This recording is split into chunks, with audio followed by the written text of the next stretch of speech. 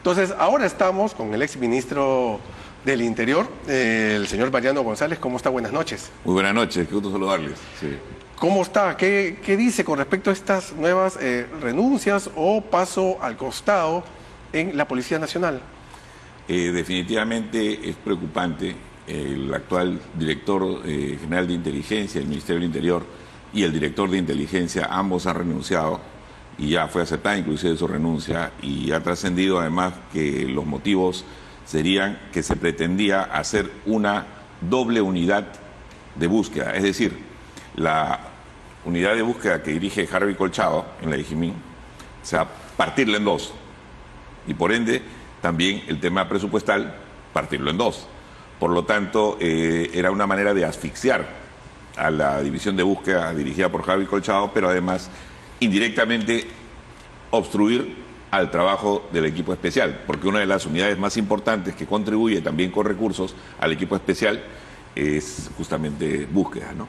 Y también trasciende que no quisiera poner en compromiso a ambos funcionarios, pero que definitivamente habría un encargo de alguien de fuera, por intermedio de la Dirección de Contrainteligencia, a realizar trabajo a objetivos políticos, ¿no? Y eso, de comprobarse, sí es gravísimo, ¿no? Porque ahí estamos hablando de personas como ustedes, periodistas, en mi caso, políticos y quizá algunas autoridades también, ¿no? Ahora, ¿quiénes deberían ocupar estos cargos de inteligencia? Porque son bien delicados.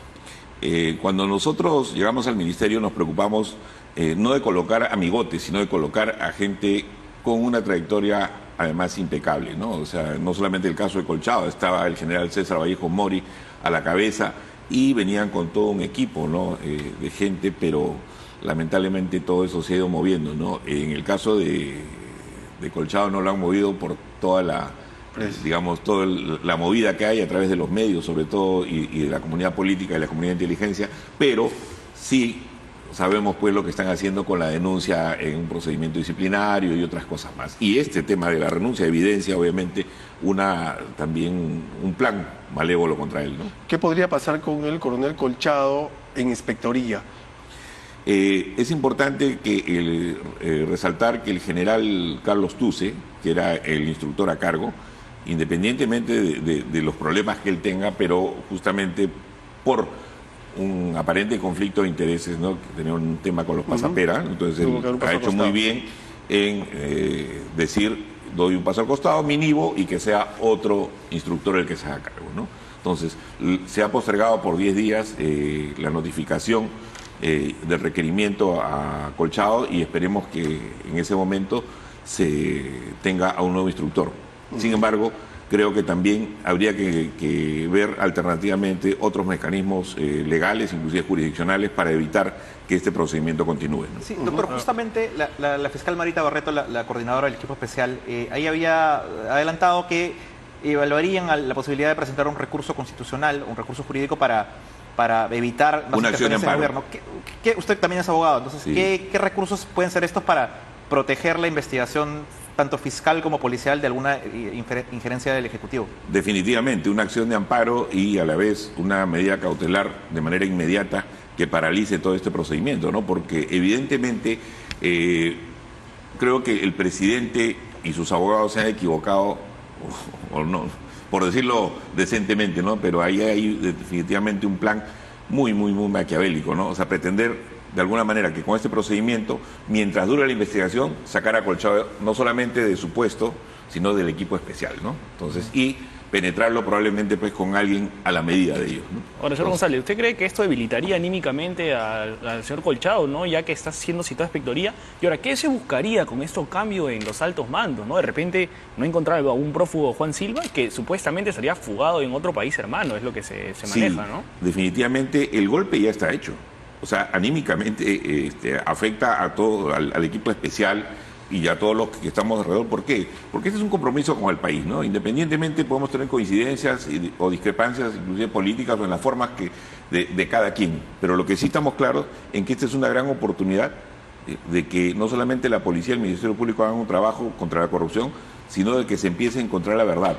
Y a partir de ello, bien dice usted, definitivamente si en el caso de que hubiera fugado Juan Silva, probablemente los responsables políticos de esto tendrían que ser personas allegadas al gobierno, ¿no? Tengo entendido también que algunos medios de comunicación hoy van a, digamos, a hacer notar que algunos personajes vinculados al gobierno están, digamos, o habrían participado en el cuidado de Juan Silva. Entonces, eso también es delicado y creo que se están adelantando con una respuesta diciendo que van a tener una conferencia de prensa hoy por la noche, ¿no? Ajá. ¿Cree usted que su sucesor, Willy Huerta, debería ser censurado en el Congreso? A mí me apena la situación de Willy Huerta porque creo que es una persona que, la verdad, yo no sé qué hace ahí, ¿no? O sea, Además, no declara nunca. Sí, y quienes manejan en realidad están detrás, ¿no? O sea, le manejan el libreto desde Palacio, le manejan el libreto desde la PCM y coordinadamente con su viceministro, ¿no? Abel Gamarra, ¿no? O sea, que no nos olvidemos que Abel Gamarra también es conocido porque, no sé si ustedes recuerdan en el 2011 el caso de la bruja de Cachiche, ¿no? Sí. Ajá. Entonces, Abelito Gamarra es uno de ellos, ¿no? Entonces, y él es quien está conduciendo el Ministerio del Interior, ¿no? El pequeño Willy es buena gente, ¿no? Buena gente nada más. Sí. Ahora, doctor, usted mencionaba que estos cambios en la DGMIN podrían ser parte o podrían responder a una estrategia para tratar de quitarle recursos, de debilitar al equipo especial, al coronel Harvey Colchado, de una forma que no sea directamente sacándolo, ¿no? ¿Qué otras estrategias se podrían advertir, así preventivamente quizás, que podrían sucederse en las próximas semanas, próximos días, para tratar de debilitar al equipo especial de la policía? Lo que yo creo es que van a seguir intentando de hacer, digamos, más arremetidas contra el equipo especial. No tengo ninguna duda de la existencia del plan Colchado y este trabajo de contrainteligencia que se está haciendo contra objetivos políticos, y dentro de esos objetivos también estoy segurísimo que está el coronel Harvey Colchado. Pero a medida de que la prensa independiente apoye el trabajo y cuestione también, porque probablemente haya cosas que tengan que cuestionar y es natural eso, ¿no? O sea, pero que objetivamente, digamos, se cuide de que el trabajo se haga adecuadamente, yo creo que en muy poco tiempo se va a tener certeza de algunas cosas ya. La presencia hace un momento en el programa de ustedes del abogado del señor Alvarado es sintomática, ¿no? O sea, el hecho de decir yo voy a entregar el pasaporte de mi defendido y lo que sea. Yo estoy seguro que a medida que pasen los días, nuevos colaboradores eficaces y nuevos testigos protegidos y nuevos testigos van a ir tocando la puerta del equipo especial y del Ministerio Público para ponerse a derecho, ¿no? Porque ya la cosa es insostenible. También tengo información desde dentro del gobierno que hay gente que ya está dispuesta, digamos, a decir basta, ¿no? Ahora, Sí. Ahora, el miércoles, si bien sabe, va a ser interpelado, ¿no? ¿Usted cree que termine en una censura a este caso? Debería hacerlo, ¿no? Debería hacerlo. O sea, y ya esto es insostenible, ¿no? Y el papel lamentable inclusive que hace no solamente los ministros, sino el premier, o sea, de provocar, de pretender dividirnos, ¿no? O sea, decir, no sé, una diferencia entre blancos y cholos, ¿no? O sea, digamos, o sea, y yo soy cholo y definitivamente no estoy en contra de nadie, ¿no? Simplemente acá es la búsqueda de la verdad y creo que se tiene que buscar que se gobierne responsablemente y que cada órgano haga su trabajo, ¿no? O sea, esa división entre ricos y pobres, andinos y capitalinos, o sea, yo creo que es un discurso que está pegando y también creo que pega porque lamentablemente en nuestro país no podemos dejar de reconocer, hay dos miradas de país, ¿no? Hay un Perú que ha sido beneficiado por el crecimiento, por el desarrollo, pero hay otro Perú que lamentablemente sigue sumido en la pobreza, en la discriminación, y tenemos que preocuparnos todos para que eso cambie. Pero sigue siendo carne de cultivo. ¿Y por qué me refiero? Porque estoy seguro que mucha gente, lamentablemente, debe tener esa sensación de que sí, pues, Castillo será choro, será corrupto, pero es nuestro, ¿no? Claro. Ahora, ¿cree usted que la liberación de Antauro Humala es parte de este juego del gobierno? Sí, es gasolina al fuego, directo, ¿no? Y además de todo esto es una afrenta a la Policía Nacional y al sistema democrático, ¿no? O sea, este señor lo primero que hace al salir de prisión es decir, estoy orgulloso del andahuaylazo, ¿no? O sea, es realmente un miserable, ¿no? O sea, y ahí sí, lamentablemente hay gente que le hace el juego, pues no solo el gobierno, hay una gente que le hace el juego, ¿no? Y deberíamos ser tajantes en que nadie que falte al sistema democrático participe siquiera en política, ¿no? Ahora, hay algunos cambios que se han hecho en el gobierno, sobre todo en la residencia de Palacio de Gobierno, ¿no? Ahora las visitas ya no van a tener que ser anotadas, las que entren justamente a la residencia. La transparencia, digamos, en el ejercicio público es vital, ¿no? O sea, ya hemos tenido el caso de, bueno, se inició todo justamente con el caso de Zarratea también, que es un logro, digamos, de la prensa, ¿no? La prensa independiente, porque muchos decían, no, eso lo ha hecho fulano, no, pero es un logro de la prensa y hay que hacer un reconocimiento a los periodistas que iniciaron esto. Porque se pudo demostrar que había una agenda paralela y un despacho paralelo, ¿no? Eso creo que es incuestionable, ¿no? Una de las primeras cosas que se ha determinado en materia de la lucha contra el poder en la Fiscalía es justamente eso, ¿no? El establecer que había un doble despacho presidencial y una doble agenda, ¿no? Entonces no podemos permitir que esto se dé, ¿no? O sea, además las normas de transparencia establecen, digamos, protocolos para las visitas, digamos, a los lugares públicos, ¿no? Claro. Justamente este fin de semana en el Diario del Comercio publicamos un informe con estos despachos paralelos, ¿no? Del entorno del presidente, que no solo es la Casa Zarratea, sino es el departamento en Surquillo, donde se reunieron el supuesto buró político con la viceministra, también otros lugares en Lima. Durante su estadía en el gobierno, que fue breve, ¿alguna vez hubo alguna intención de citarlos a ustedes en un lugar fuera de Palacio, o pudo escuchar o pudo saber alguna versión de algunas otras despachos paralelos del presidente o de los ministros?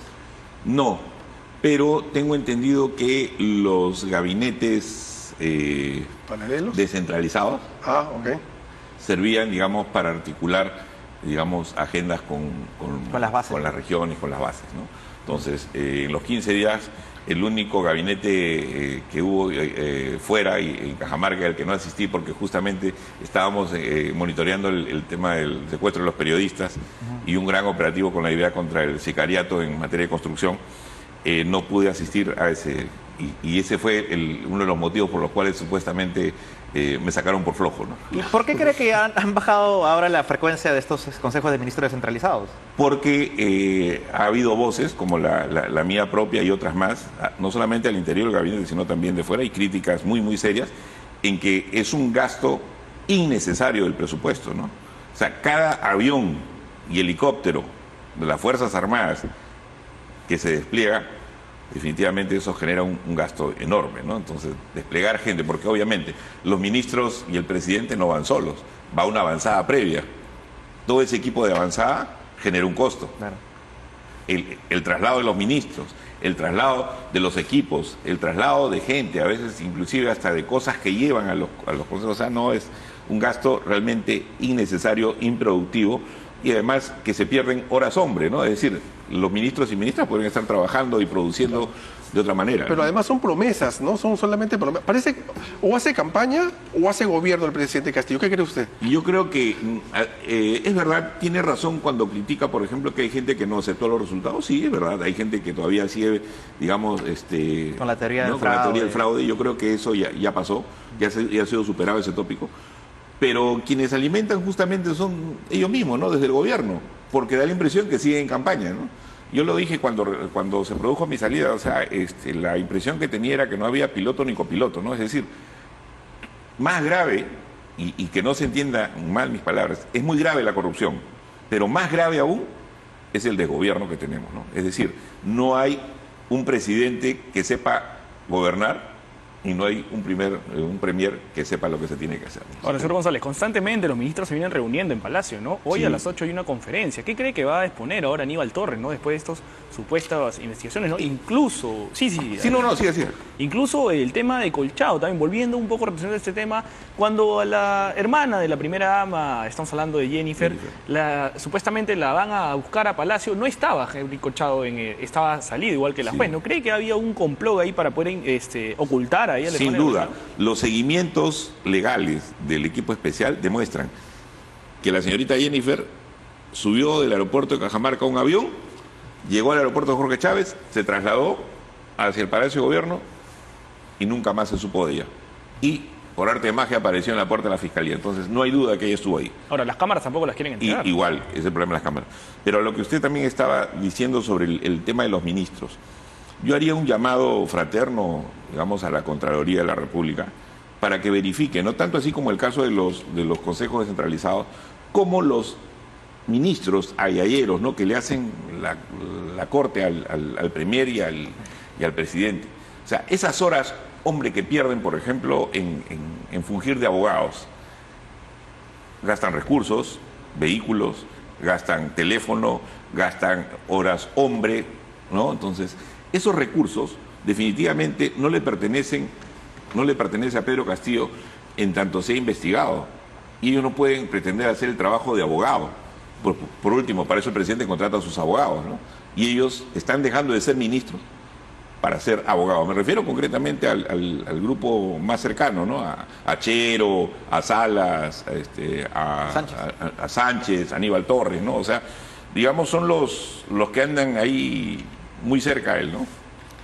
Ahora, no se sabe cuál va a ser el destino del presidente, porque se creía que el Congreso podía buscar su vacancia, pero ahora vemos que el Congreso está en problemas. El Congreso quizá tenga más problemas que el propio Ejecutivo, ¿no? Lamentablemente, la cantidad de niños, esto ya hace pues que sea una gran guardería, ¿no? Yo entiendo, y debemos separar niños y niños, ¿no? Hay niños que son niños beneficiados por dádivas, ¿no?, y están en investigación, que deben ser por lo menos entre 6 y 12. Pero hay otro grupo de niños que, digamos, tirados un poco hacia la izquierda, son por convicción. O sea, convicción en el sentido, quieren sostener como sea el gobierno. Y hay otro grupo también de conservadores de derecha que inexplicablemente sostienen al gobierno, ¿no? La elección, por ejemplo, de Muñante es sorprendente, con votos de Perú Libre. Y tienen una coincidencia. Ambos extremos son radicales para muchas cosas, pero ambos extremos son conservadores. Están en contra de la política, digamos, de género, están en contra de muchas cosas, digamos, al interior, inclusive la currícula de educación, ¿no? Entonces, pero coinciden en agendas conservadoras, ¿no? Entonces, ese es, creo, el punto de unión. Y hay... El propio Castillo es conservador. Sí, claro, hay una animadversión con todo lo que es, digamos, el progresismo, el centro o la derecha liberal, ¿no? Y ellos encajonan a todos. Desde el progresismo hasta la derecha liberal, para ellos todos son caviares. Y puedo decirlo sin ningún temor, que hay un grupo del gobierno con un grupo muy conservador del Congreso que tienen una alianza malévola, ¿no? Juntos vamos a destruir a los caviares. Entonces, siguiendo esa premisa, ¿Lady Camones debería ser censurada, usted cree? Yo creo que sí, sí, claro que sí. O sea, lo que hemos escuchado es grave, ¿no? Definitivamente los pobladores y pobladoras de Alto Trujillo ya se han manifestado también, ¿no? O sea, independientemente que tengan la necesidad de que sea declarado, digamos, un distrito, lo que sea, esto no puede manejarse de esa manera, ¿no? O sea, yo le tenía aprecio a César Acuña, pero el Congreso, no porque la presidenta sea de su partido, no es su chacra, ¿no? Claro, pero a decir verdad, también hay partidos que si escucháramos sus conversaciones sería casi lo mismo. Pero claro, no lo podemos probar, ¿no? Sí, no, claro, lo que pasa es que la política además es un arte de hacer que las cosas se hagan posible y es de permanente negociación. Yo soy un hombre del centro y converso con todo el mundo. Y a veces por eso también me cae mi machete. Y es normal, o sea, los medios de comunicación, la gente de la prensa, y tiene que obviamente estar pendiente de las cosas y normal. Pero sí, yo no veo, digamos, una conversación subida de tono, pero lo que sí veo es un poco, digamos, de una manera inadecuada, por decirlo, y que merecería en todo caso una aclaración y una investigación, ¿no? O sea, definitivamente. Pero eso va de la mano, no nos olvidemos, con el comportamiento político. Para terminar, el lunes pasado, lunes y martes, Castillo ha estado en La Libertad. Sí, 2 días. ¿Ya? Con Yempen. De la mano para arriba y para abajo, haciendo tour, comiendo su frito y bailando marinera. Y tuvieron un Consejo Nacional de Seguridad Ciudadana que duró un par de horas, pero en realidad todo fue diseñado para que Aníbal Torres despotrique de todo el sistema de justicia. Y estuvo la fiscal de la Nación ahí. También, una emboscada. Pero por otro lado, ellos estuvieron viendo el tema de Chavimochi, una serie de cosas. Para APP, el gobierno regional más importante es el de la libertad. ¿Quién es el candidato a la libertad? César Acuña. Y hay un detalle ahí, doctor, que de repente pasa desapercibido. El proyecto para la creación del Distrito de Alto Trujillo es enviado por el Ejecutivo. El Ejecutivo. Claro, Ya, y Acuña, y ahí parecerá por el audio que lo quiere aprovechar para... El viceministro de orden interno, al que me refería yo hace un rato, que es el que maneja realmente el ministerio, ¿por qué partido fue candidato? Por APP al Congreso. O sea, ya son demasiadas coincidencias y en política no hay coincidencias. El partido, creo yo, más importante y aliado del gobierno termina siendo, así no lo quieran decir, APP. Esta información que usted tiene con respecto a la posibilidad de renuncia de ministros, ¿le han dicho por qué no? No, de funcionarios. De funcionarios. Sí. Ah, ok. Sí. ¿Le han dicho por qué no renuncian o por qué no dan un paso al costado? Definitivamente hay funcionarios de carrera, gente que está mucho tiempo y está incómoda, ¿no? O sea, ¿por qué? Porque no hay una conducción, no nos olvidemos, quienes ejercen las políticas o trabajan con las políticas públicas son técnicos, ¿no? Pero quienes toman las decisiones son los políticos. Pero si no hay alguien que tome decisiones adecuadas, o peor aún, que ni siquiera tome decisiones, los sectores realmente no están trabajando como deberían, ¿no? Con excepción quizá de economía, por ahí, energía y minas y Que no son sé. temas técnicos, pues, Claro, ¿no? o sea, pero después todos los sectores están paralizados. Miremos la ejecución, no solamente la ejecución en inversión pública, sino también en general la ejecución es malísima. O sea, realmente estamos a la deriva. Por eso digo, si el problema de la corrupción es muy serio e importante, el desgobierno es aún más terrible. Ahora, el bloque democrático se va a reunir también ya para poder ver el tema de Camones, ¿no? ¿Qué es lo que debería decidir desde su punto de vista?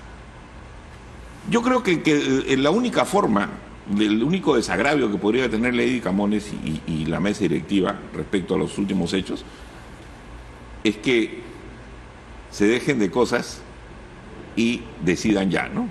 O sea, acá ya no hay nada. O estás del lado de la democracia y de la gobernabilidad, o estás simplemente apañando, ¿no? Y si mantienen esta actitud, yo creo que van a terminar siendo cómplices del Ejecutivo, ¿no? Usted, por lo que me dice, entiendo que es de los que apuesta por la vacancia o apuesta más bien por un adelanto de elecciones como una salida, digamos, No, vía parlamentaria. yo creo que independientemente, no se contraponen, o sea, la vacancia y el adelanto de elecciones. Lo que pasa es que mientras más tiempo permanezca Castillo en el poder, el desgobierno va a ser mayor. O sea, yo no tengo confianza en que Castillo, por ejemplo, instaure un gabinete responsable, políticamente responsable. Pero venga quien venga, sea alguien del Congreso, sea la vicepresidenta, sea quien sea, necesitamos entendernos y ponernos de acuerdo de un gabinete de transición para que el país no siga paralizado. Y en ese sentido, coincido con usted, creo que sí o sí tiene que haber adelanto de elecciones, con algunas reformas inmediatas, pero adelanto de elecciones sí o sí. La verdad, la clase política y quienes están ejerciendo hoy, tanto en el Ejecutivo como en el Legislativo, han hecho todo para no merecer legitimidad. Pero, ¿y no le preocupa que de repente hacemos el adelanto de elecciones y lo que venga, tanto en el gobierno ¿Sea como en el peor? Congreso, pueda ser peor? No, Porque recordemos que hace 5 años se decía que era el peor Congreso de la historia, y luego se volvió a decir lo mismo con el anterior y ahora también se dice lo mismo. O sea, no, es que creo que por eso, este proceso no puede ser de un día para otro, por eso es que creo que en este lapso debe haber un gabinete de transición liderado por alguien que tenga la suficiente capacidad política y técnica para conducir el Ejecutivo. O sea, más claro, un premier o una premier lo suficientemente capacitado políticamente y técnicamente, y con el liderazgo y aceptación suficiente para poder conducir el país. No ampararnos en el presidente o la presidenta o quien esté, porque realmente a cualquiera de los tres que tienen la posibilidad de estar ahí o el que está, no le tengo mucha fe, ¿no? ¿Usted tiene aspiraciones? Claro que sí, yo soy político. Yo soy político y voy a seguir trabajando. Hoy me toca trabajar como uno más detrás de repente... ¿Pero candidatear en algún momento entonces? Yo voy a seguir haciendo política, claro que sí. Yo soy un hombre progresista. ¿Al Congreso o a la presidencia?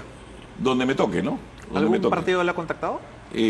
Converso con varios grupos de centro y tengo la esperanza de en algún momento de hacer una gran confluencia de centro, porque yo sí creo que en nuestro país deberíamos trabajar, lo dejé traslucir hace un momento, desde el progresismo hasta el liberalismo deberíamos hacer un esfuerzo por construir una fuerza lo suficientemente de centro capaz de conducir el país, ¿no? Doctor, mañana va a declarar el presidente Pedro Castillo justamente por la investigación que se le abrió a partir de del testimonio que usted dio a la fiscal de la Nación. ¿Qué podemos esperar que usted de esta diligencia?